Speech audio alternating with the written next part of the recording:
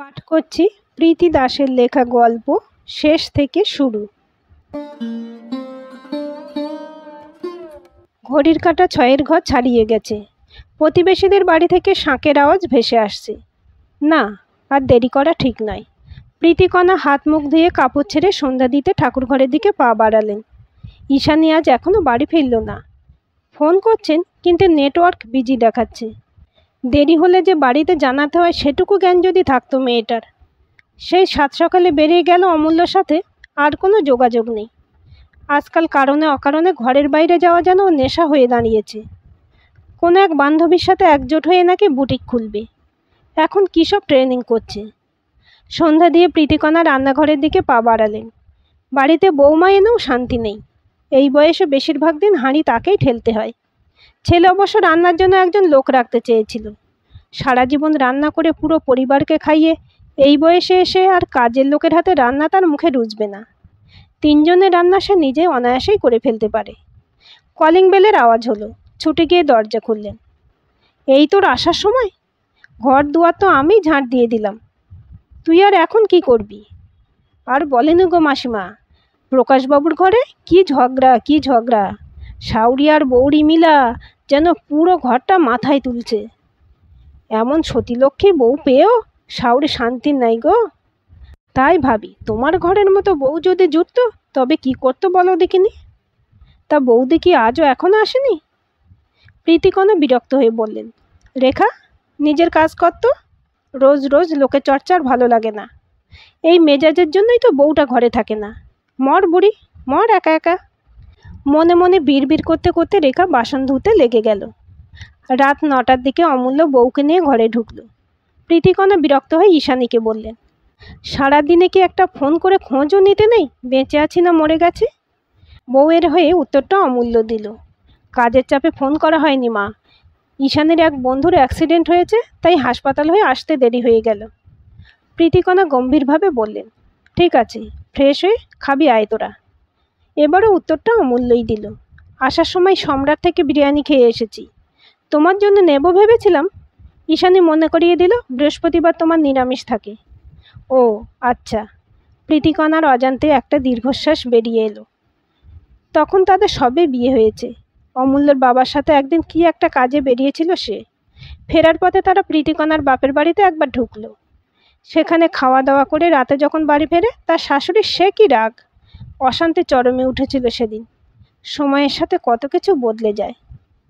সেদিন অমূল্যর জন্মদিন উপলক্ষে প্রীতিকণা সকাল সকাল স্নান সেরে রান্নাঘরে গেলেন। খোকার জন্য একটু পায়েস আর লুচি করবেন আজ। রান্নাঘরে ঢুকেই তিনি থমকে গেলেন। ঈশানী, এত সকালে তুমি এখানে? মা, আজ অমূল্যর জন্য টিফিনটা আমি বানাবো ভাবছি। ও কবে থেকে পাস্তা খাবে বলছিল। প্রীতিকণা নিজেকে যথাসম্ভব সংযত রেখে বললেন, ঠিক আছে, তোমার হলে বলো, আমি নিজের জন্য কিছু বানিয়ে নেব। ছেলের জন্মদিনে আমি মুড়ি খাই না। আপনি আলাদা করে টিফিন বানাবেন কেন মা? আমি আপনার জন্য পাস্তা করছি। থাক মা, ওসব এই বুড়ো বয়সে আর সহ্য হয় না আমার। ঈশানী গজগজ করতে লাগলো মনে মনে। অদ্ভুত মহিলা, সবসময় নিজেকে যেন কঠিন বর্ম দিয়ে ঘিরে রেখেছে। কেউ সেই বর্ম ভেদ করে কাছে পৌঁছতেই পারে না। ঈশানী আবার সাহস সঞ্চয় করে বলল, মা, আজ বিকেলে কিছু বন্ধু বান্ধব আসবে। অমূল্যর জন্মদিনের পার্টিটা এবছর ঘরেই করব আমরা। আপনার যদি কাউকে ডাকার থাকে। না, আমার কাউকে ডাকার নেই। এসব মদ মাংস আর হই হুল্লোড়ে রুচি রাখবে এমন মেয়ে ছেলে আমার বংশে নেই। তোমরা যা খুশি করো, আমাকে একদম বিরক্ত করো না যেন। বিকেল থেকে ঘরে সাজো রব পড়েছে। রান্না, ঘর সাজানো, আরও কত কি। ঈশানীর বোন, পিসতুতো দাদা, বৌদি, আরও কে সব এসেছে যেন। কিছুক্ষণের মধ্যে বন্ধু বান্ধবেরাও এসে পড়বে। দুপুরে ভাত খেয়ে সেই যে নিজের রুমে ঢুকেছেন প্রীতিকণা, আর সন্ধে হয়ে এলো এখনও বেরোননি। সন্ধ্যা দেওয়ার সময় হতে একবার বেরোলেন। তিনি জানেন সংসারের কোনো দায়িত্বই এই উড়নচণ্ডী মেয়ে নেবে না। সংস্কার নামের বস্তুটাই ওর মধ্যে নেই। প্রথম তিনি শেখানোর চেষ্টা করেছেন, কোনো লাভ হয় না। উল্টে কথায় কথায় তর্ক। কেন প্রতিদিন সন্ধে দিতে হবে? স্নান করে তো পরিষ্কার হাউস কোট পরেছি, আবার সন্ধে দেওয়ার সময় কেন ছাড়তে হবে? শাঁখা সিঁদুরটা পর্যন্ত পরাতে পারেনি মেয়েটাকে। আজকাল আর এসব বিষয় নিয়ে কথা বলাই ছেড়ে দিয়েছেন তিনি। আধুনিক শিক্ষা কি বড়দের কথায় কথায় আঘাত করতে শেখায়? বড়দের অবাধ্য হতে শেখায়? সংসারে নিয়ম নীতি বলে কি কিছুই থাকতে নেই? সেই ১৩ বছর বয়সে এবারের বউ হয়ে এসেছিলেন তিনি। সেই বয়সে এসে শ্বশুর শাশুড়ি দেওর ননদ সব নিয়ে তখন ভর্তি সংসার। অর্ধেক জীবন কাটলো তাদের সেবা করে। কত দায়িত্ব ওইটুকু বয়সে পালন করতে হয়েছে তাকে। সন্ধে দেওয়ার পর নিজের ঘরের দিকে পা বাড়ালেন। অমূল্য অফিস থেকে কিছুক্ষণ আগে ফিরেছে। প্রীতিকণাকে ঘরের দিকে যেতে দেখে বলল, মা একটু বসো না আমাদের সাথে, আজ তাড়াতাড়ি ডিনার সেরে না হয় যে। না বাবা, আজ রাতে আর খাবো না। এমনিতেও তো জন্মদিনে আমার আর কি কাজ। এখন আর জন্মদিন লুচি পায়েসে পালন হয় না রে। আর এর বেশি তোর অশিক্ষিত মা জানেও না, কি বল? অমূল্যর মনে পড়ল, সত্যি তো, জীবনের এই প্রথম জন্মদিন মা তাকে নিজের হাতে পায়েস রেঁধে খাওয়ায়নি। অমূল্য একটু অভিমানের সুরে বলল, বারে, তুমি তো আমাকে আজ পায়েস খাওয়াতে ভুলে গেছো। দোষ হলো আমার? কাল কিন্তু সকাল সকাল আমার গরম গরম পায়েস চাই। প্রীতিকণা জানে অমূল্য তার মন রাখার চেষ্টা করছে মাত্র। খুব বিরক্ত লাগলো ছেলের এই অকারণ তোষামোদে। বললেন, ওই আবদারটা এবার থেকে বউকে গিয়ে করিস। আমার বয়স হয়েছে, এখনও তোদের সংসারে যেটুকু করি তাই যথেষ্ট। কথাটুকু শেষ করেই দ্রুত পদে নিজের রুমে ঢুকে দরজা বন্ধ করলেন তিনি। নিচের রুমগুলো থেকে বেশ হইহট্টগোলের আওয়াজ ভেসে আসছে, সাথে খাদ্যের সুগন্ধ। অন্ধকার ঘরে একলা বসে অতীত হাতড়ে চলেছেন প্রীতিকণা। সেই যেবার অমূল্যর 5 বছর বয়স হলো, খুব ধুমধাম করে জন্মদিন পালন হয়েছিল। বাড়ি ভর্তি লোক, কত আয়োজন। অমূল্য এত লোকের মাঝেও খালি মাকে খুঁজে চলেছিল। বড্ড মা ঘেঁষা ছেলে ছিল সে। বিয়ের প্রায় 15 বছর পরে অমূল্যর জন্ম। কত প্রতীক্ষা, কত মানত। ডাক্তার বদ্যি কি করেননি এই ছেলের জন্য। সারা জীবনের তপস্যার ফল। বার্ধক্যের একমাত্র সাহারা এই ছেলে। ওর বাবা তো সারা জীবন নুয়ে রইলেন দায়িত্বভারে। বইয়ের প্রতি যেটুকু ভালোবাসা, সে শুধু রাতের অন্ধকারে। বলতেন, বাবা মার কতদিন, ভাই বোনদেরও কদিন পর নিজের নিজের সংসার হবে, ততদিন একটু মানিয়ে নাও না, তারপরে না হয় নিজের মতো বাঁচবে। না, আর নিজের মতো বাঁচা হয়নি তার। এক আকস্মিক দুর্ঘটনায় জীবনের সব রং মুছে যায়। অকাল বৈধব্য নিয়ে বুঝি নিজের মতো বাঁচা যায়? অমূল্য তখন এতই ছোট যে বাবার কোনো স্মৃতিই তার মনে নেই। এই ছেলের জন্যই তো বেঁচে থাকা, নইলে কবেই হয়তো মরে প্রাণ জুড়তো তার। এখন ভাবেন, মরে গেলেই হয়তো ভালো হতো। অন্তত আজকে নিজের একমাত্র সন্তানকে হারিয়ে একা নিঃসঙ্গ জীবন কাটাতে হতো না তাকে। পেছনের বাগান থেকে গন্ধরাজের মিষ্টি গন্ধ ভেসে আসছে। সন্ধ্যাটা যেন আরও বিষণ্ণ হয়ে উঠেছে ওই গন্ধে। জানালা দিয়ে এক ফালি চাঁদ উঁকি দিচ্ছে। ছোট্ট অমূল্য এমন রাতে মায়ের বুকে মুখ লুকিয়ে শুয়ে থাকত। সন্ধ্যা থেকে মাকে কিছুতেই ছাড়তে চাইতো না। এর জন্য শাশুড়ি আর ননদের কত খোঁটা সহ্য করতে হয়েছে তাকে। শুনতে হয়েছে কাজ ফাঁকি দিতে সে ছেলের বাহানায় ঘরে চুপটি করে পড়ে থাকে।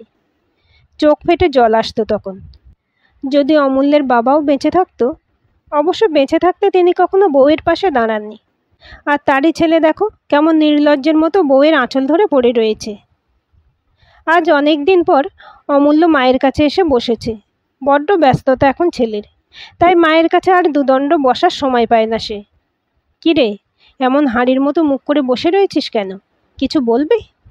না, মানে তোমার শরীর কেমন আছে? ও মা, আমার শরীরের কি আবার হবে, বেশ তো রয়েছি।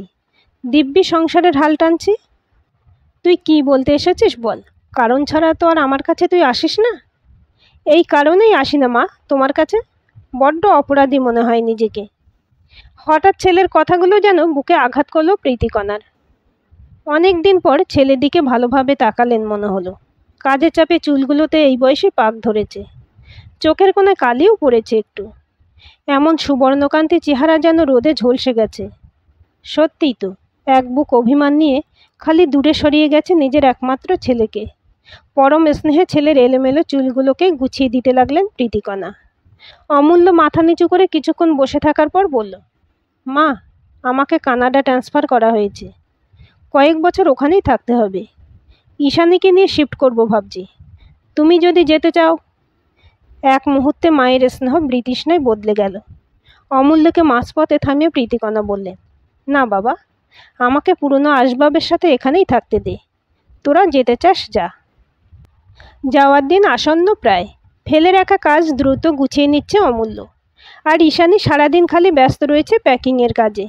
বুটিক ট্রেনিং সব ভুলে গেছে সে। এতদিনে পাবে নিজের সংসার, তাও আবার বিদেশে। মুক্ত বিহঙ্গের মতো উড়ে যাবে এদেশ থেকে সেদেশে। আকাশ যে তার রামধনুতে সেজেছে, আর স্বপ্নরা ডানা মেলে ওড়ার প্রতীক্ষায় দিন গুনছে। প্রীতিকণা এই কদিনে অনেকখানি ঝিমিয়ে পড়েছেন। আরও বেশি একাকিত্বকে আপন করে নিয়েছেন তিনি। জানালা দিয়ে একমনে তাকিয়ে থাকেন বাগানের আম গাছটার দিকে। বিয়ের পরে পরেই ওই আম গাছটার চারাটা লাগিয়েছিলেন অমূল্যর বাবা। যে বছর তিনি মারা যান সে বছর আমের সব মুকুল ঝরে পড়েছিল। মানুষের সাথে গাছ প্রকৃতি সব যেন ভালোবাসায় বাঁধা পড়ে যায়। শুধু বাঁধা যায় না, আপন আত্মজোকে। এই কদিনে ছেলে বৌমার সাথে আরও দূরত্ব বাড়িয়েছেন তিনি। যাওয়ার আগের দিন সন্ধ্যায় ছেলে বৌমা এসে দরজায় কড়া নাড়ছে। প্রীতিকণা অন্ধকার ঘরে ভূতের মতো বসেছিলেন। আলো জ্বেলে তাদের ভেতরে আসতে বললেন। অমূল্য এসে খাটে মায়ের পাশে বসল, আর ঈশানী একটু দূরে চেয়ারটাতে। অমূল্য বলল, মা, কাল আমরা সকালের ফ্লাইটেই চলে যাচ্ছি। তুমি সাবধানে থেকো। কাকু আর পিসিদের সাথেও কথা হয়েছে। ওনারা নিয়মিত তোমার খোঁজ নেবেন। বাড়িতে একটা পার্মানেন্ট কাজের লোক রাখার কথা ভাবছিলাম। তুমি যদি রাজি থাকো তাহলে সমীরকে বলবো। ওদের জানাশোনা আছে একজন। থাক, আমার আর কিছু লাগবে না। অমূল্যরা উঠে যাচ্ছিল। প্রীতিকণা বললেন, ঈশানী, একটু দাঁড়াও, তোমার সাথে কথা আছে। ঈশানী অসহায়ভাবে অমূল্যর দিকে তাকালো। অমূল্য বলল, কি বলার আছে, আমায় বলো। প্রীতিকণা হাসতে হাসতে বললেন, জানি বাবা, তোর মনে ভয় আছে। যদি আমি তোর বউকে দুটো কথা শোনাই, যেমন তোর দাদু ঠাকুরমা কারণে অকারণে আমাকে শোনাতো। কিন্তু আজ তুই তোর বউকে রক্ষা করতে পারবি না। যাওয়ার আগে আমার কথা ওকে শুনতেই হবে। বলে এক প্রকার জোর করে ছেলেকে বাইরে বার করে দরজা দিলেন। ঈশানী তখন ভয়ে কুঁকড়ে গেছে। বাবার একমাত্র আদরের মেয়ে সে। বিয়ের পরে স্বামীর সকল প্রকার প্রশ্রয়ে আরও বেশি ঠুনকু হয়েছে তার স্বভাব। শাশুড়ির সাথে কখনোই খুব একটা ভালো সম্পর্ক তৈরি হয়নি। ইদানিং তো কথা বলাও প্রায় বন্ধ ছিল। আর আজ হঠাৎ শাশুড়ি বলে কিনা তাকে কথা শোনাবে। পাশে দাঁড়ানোর জন্য বর ছিল, তাকেও ঠেলে বার করে দিয়েছে। প্রীতিকণা ঈশানীর কোমল হাতখানি শক্ত করে ধরে তাকে খাটের পাশে বসার জন্য ইশারা করলেন। তারপর তার পুরো জীবনের দুঃখগাথা শোনাতে লাগলেন। এ বাড়িতে বউ হয়ে এসে কত স্যাক্রিফাইস করেছেন, কত কষ্টে একমাত্র ছেলেকে মানুষ করেছেন। স্বামী, শ্বশুর, শাশুড়ি সব একে একে যাওয়ার পর একাই সংসার সামলেছেন। তারপর দেওরেরা সব আলাদা হলো, আরও কত কি। বিরক্ত লাগছিল ঈশানীর। একই কথা ঘ্যানর ঘ্যানর, আর কত শুনতে ভালো লাগে। শ্রোতার বিরক্তিকে পরোয়া না করেই প্রীতিকণা বলে চলেছেন, জানো মা, সারা জীবন নিয়ম নীতি আঁকড়েই বেঁচেছি। এই করতে নেই, ওভাবে বাঁচতে নেই। আস্তে আস্তে কবে যেন সেসব সংস্কারগুলো আমার আপন হয়ে গেছে। যখন তুমি এলে, তোমার উপরেও আমি তাই চাপাতে চেয়েছিলাম। যেভাবে আমি বেঁচেছি সেভাবে তুমিও বাঁচবে, তাই তো নিয়ম। যেমন তোমার শ্বশুরমশাই কখনো আমার সাথ দেননি, তেমনি আমার ছেলেও তোমার সাথ দেবে না। কিন্তু হলো তার বিপরীত। মনে হলো যেন পুরো জীবনে আমি শুধু প্রতারিত হলাম। জীবনের একমাত্র সম্বল ছেলেটাও আর আমার রইল না। একটু থেমে তিনি আবার বলতে শুরু করলেন, অথচ যদি একটু অন্যভাবে ভাবতাম তাহলে বুঝতাম যে ছেলে তো আছেই, সাথে বৌমাকে তো নিজের করে পেলাম। অমূল্য হওয়ার পরে খুব ইচ্ছে ছিল একটা মিষ্টি মেয়ে হোক, বেনি দুলিয়ে ফ্রক পরে সারা বাড়ি ঘুরে বেড়াবে। খুব কম বয়সে সাধের পুতুলগুলোকে ছেড়ে শ্বশুরবাড়ি এসেছিলাম তো মা, তাই একটা শান্ত মেয়ে চেয়েছিলাম পুতুলের বদলে। দুরন্ত ছেলেকে নিয়ে কি পুতুল খেলার স্বাদ পূরণ হয়? এত বছর পরে যখন সত্যি সত্যি তুমি আমার বাড়ি এলে, তখন আমি তোমায় প্রতিদ্বন্দ্বী ভেবে বসলাম। আমি যা পারিনি তুমি তা পেরেছ। নিজের শর্তে জীবন কাটানোর মতো সাহস কজন দেখাতে পারে মা? আমরা বড়রাই তো আগে আপন করে নেব ছোটদের। তোমাদের জগতে একটু একটু করে আমাদেরও তো প্রবেশ করা চাই। তাই না করে এক বুক প্রত্যাশা নিয়ে বসে রইলাম কিনা বৌমা আমার সেবা করবে, ছেলে আমাকে সময় দেবে। যদি তুমি আমার মেয়ে হতে তাহলে কি দুটো ভাত রেঁধে তোমায় খাওয়াতে আমার আপত্তি থাকতো? বেশ করেছো মা, তুমি এই বুড়ির কথা শোনোনি। বেশ করেছি, আমার ছেলে তোমার সাথ দিয়েছে। ওর বাবার মতো বাধ্য ছেলের মুখোশ পরে বউকে একা ছেড়ে দেয়নি শাশুড়ির গঞ্জনা সহ্য করতে। ঈশানী অভিভূতের মতো শাশুড়ির দিকে চেয়েছিল। নিজের কানকে যেন বিশ্বাস হচ্ছে না তার। প্রীতিকণা অনেকটা কথা একসাথে বলে ফেলার পর হাঁপাতে লাগলে। কিছুক্ষণ দুজনে চুপ থাকার পর প্রীতিকণা আবার বলতে শুরু করলেন। লোকে বলে মেয়েরাই মেয়েদের প্রধান শত্রু। আসলে চার দেওয়ালের এই ছোট্ট জগৎদখলের লড়াইয়ে মেতে ওঠে মেয়েরা। অন্ধকূপের মধ্যে একা থাকতে না পেরে অপরকেও নামিয়ে আনতে চায় তারা। পুরুষের সাথে প্রতিদ্বন্দ্বিতা করার সাহস কোথায় আমাদের? একে অপরের গায়ে কালি লেপেই তো মনের জ্বালা প্রশমিত হয়। কিন্তু জানো তো মা, মেয়েরাই যে মেয়েদের সব থেকে বড় আপন সে কথা কেউ বলে না। আমার বাঁদর ছেলেকে না হয় তুমিই নিলে, তার মূল্যে যদি তোমার মতো একটা মেয়ে পাই তবে ক্ষতি কি মা? বলে ঈশানীকে জড়িয়ে ধরলেন তিনি। ঈশানীও প্রীতিকণার বুকে মুখ লুকুলো। মাহারা মেয়ে সে, এই বয়সে এসে হঠাৎ মাতৃ স্নেহের এই আলিঙ্গন তাকে আপ্লুত করল। বেশ কিছুক্ষণ ওভাবে থাকার পর ঈশানী বলল, মেয়ে যদি হলাম তবে তোমায় একা ফেলে যাই কিভাবে? তুমিও আমাদের সাথে চলো। না মা, এ ঘর বাড়ির পেছনের বাগান, এত বছরের প্রতিবেশী সব যে আমার আপন, তাদের ছেড়ে বিদেশ বিভুঁইয়ে পড়ে থাকতে পারবো না। তুমি বরং যাওয়ার আগে কিসব ভিডিও কলিং আছে শিখিয়ে দাও। এখানে বসেই তোমাদের সুখী গৃহকোণের টুকরো টুকরো ছবিগুলো দেখে প্রাণ জুড়বে আমার। এতদিন কাছে থাকতে তোমাদের দূরে সরিয়ে নিঃসঙ্গতাকে বেছে নিয়েছিলাম, এবার থেকে দূরে থেকেও আমার কাছে থাকবে তোমরা। আর একটা কথা মা, অমূল্যকে মাঝে মাঝে একটু ফোন করতে বলো। ছেলেটা বড়ই ভুলো মনের, প্রতিদিনের ব্যস্ততায় ঠিক মাকে ভুলে যাবে। না জানি কত বছর পরে তোমরা আসবে। বলতে বলতে প্রীতিকণার চোখ জলে ভরে উঠল। ঈশানী শাশুড়িকে জড়িয়ে ধরে চোখের জল মুছতে মুছতে বলল, তোমার ছেলের কথা জানি না মা, তবে আমি 2-3 মাসের মধ্যেই আসব। এবার এলে তোমাকেও সাথে নিয়ে যাব। শুধু পাড়াপড়শিরাই বুঝি তোমার আপন? আর আমরা? একরাশ অভিমান নিয়ে মুখ ফুলিয়ে বসে রইল কিছুক্ষণ ঈশানী। প্রীতিকণা মৃদু হেসে তার মাথায় হাত বোলাতে লাগলেন। ঈশানীর এবার আদেশ করার ভঙ্গিতে বলল, এখন থেকে বছরের কিছুদিন তুমি পাড়া প্রতিবেশীর হবে, আর বাকি দিনগুলো আমাদের। না মা, এই বুড়ো হারে এত ধকল সহ্য হবে না আর। খুব সহ্য হবে। মেয়ে বলেছে যখন আমি তোমার সমস্ত কিছুর দাবিদার। তোমার পাসপোর্ট আর ভিসা তৈরি করে পরের বার তোমাকে নিয়ে যাবই মা। যতদিন ইচ্ছে হয় থেকো, তারপর আবার না হয় ফিরে আসবে। প্রীতিকণাও আর বিরোধিতা করলেন না। তিনি বুঝেছেন ক্ষুদ্রতায় নয় উদারতায় সম্পর্ক বাঁধে। নতুন প্রজন্মকে দোষারোপ করে নয়, নতুনত্বকে স্বীকার করে ক্ষমাশীল হয়েই তাদের আপন করা যায়। ঈশানী ঘর থেকে বেরিয়ে যাচ্ছিল। প্রীতিকণা একবার পিছন থেকে ডাক দিয়ে বললেন, যাওয়ার আগে আমাকে একটু পাস্তা খাওয়াতে পারো মা? ঈশানী খুশি হয়ে পাস্তা বানাতে ছুটল রান্নাঘরে। হঠাৎ এক দমকাই দক্ষিণা বাতাস জানালা দিয়ে ঢুকে ঘরের গুমোট গরমটাকে এক নিমেষে বিদায় দিল। দামাল বাতাসের দৌড়তে হাত পাকা চুলগুলো এলোমেলো হয়ে উঠতে লাগলো প্রীতিকণার। শীতল বাতাসের স্পর্শে চোখের পাতা ভারী হয়ে এলো। ক্লান্ত শরীর বিছানায় এলিয়ে চোখ বুজলেন তিনি। সারা মুখ জুড়ে একটা পরিতৃপ্তির আভা ছড়িয়ে পড়ল। আজকের এই গল্পটি আপনাদের কেমন লাগলো কমেন্ট করে জানাবেন। ভালো লাগলে অবশ্যই একটা লাইক দেবেন আর চ্যানেলটি সাবস্ক্রাইব করে সাথে থাকবেন।